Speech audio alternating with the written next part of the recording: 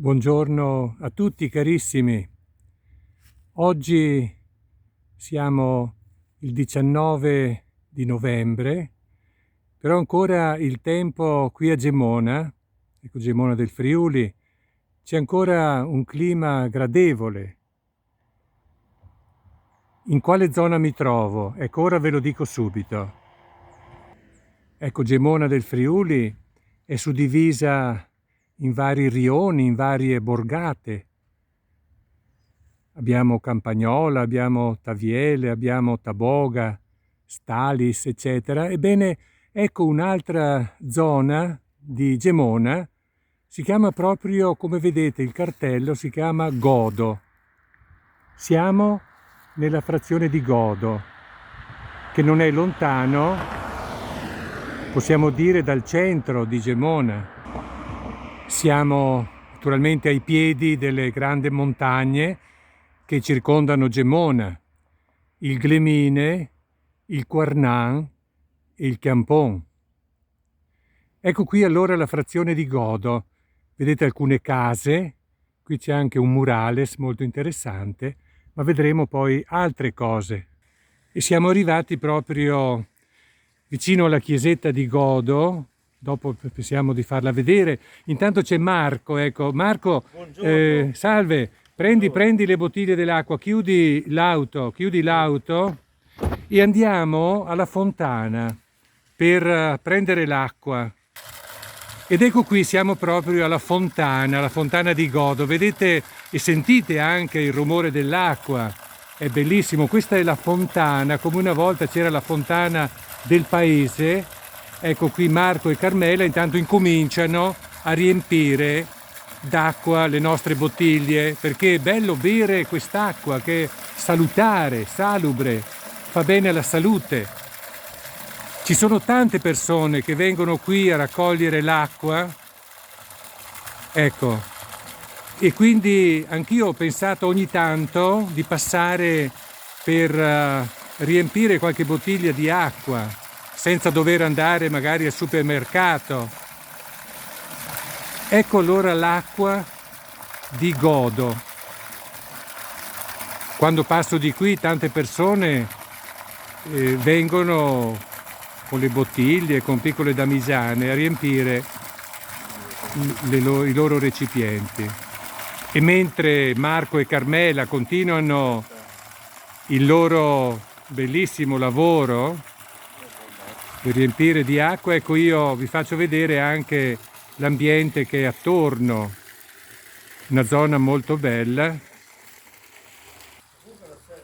Ed ecco,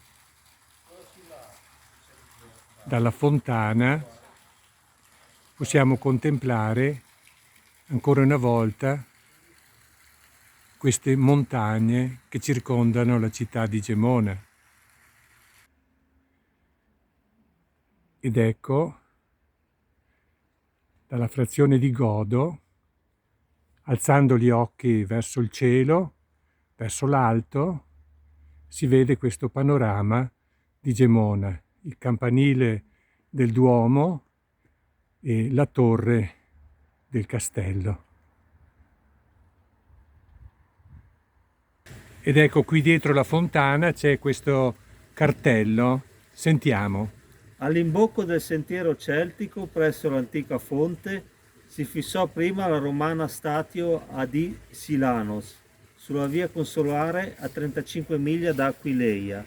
Il contingente gotico, succedutosi nel V secolo, muterà poi il suo nome in Godo. Ed ecco siamo proprio davanti alla chiesetta di Godo dedicata a San Valentino. Ebbene abbiamo un avviso importante qui. La statua della Madonna proveniente da Radio Maria sarà ospite a Gemona domenica 21 fino a domenica 28 nella chiesa di Santa Lucia. Ogni giorno i fedeli delle varie borgate sono invitati a rendere omaggio alla Vergine Maria con la preghiera del Santo Rosario e la Santa Messa, secondo il programma che vedete qui. Ed ecco allora la chiesetta con il suo campanile, belle campane, questa è la facciata, come vi dicevo, questa chiesetta è dedicata a San Valentino Vescovo, patrono anche degli innamorati, come sappiamo. Il 14 febbraio Monsignor Valentino, si chiama proprio così, il parroco di Gemona, viene a celebrare la Santa Messa in questa chiesa dedicata al San Valentino, appunto vescovo. E allora da questa zona, da questo luogo, davanti alla chiesa di San Valentino in Godo, vogliamo offrire i nostri saluti, augurare a tutti voi una buona giornata, a nome anche di Padre Giuliano, di Padre Luigi. E naturalmente vi salutiamo, e vi saluta anche il nostro Marco, che è sempre con noi. Mandi Marco, saluta anche la mamma. Ecco, arrivederci, arrivederci. Buona settimana e buona conclusione del mese di novembre.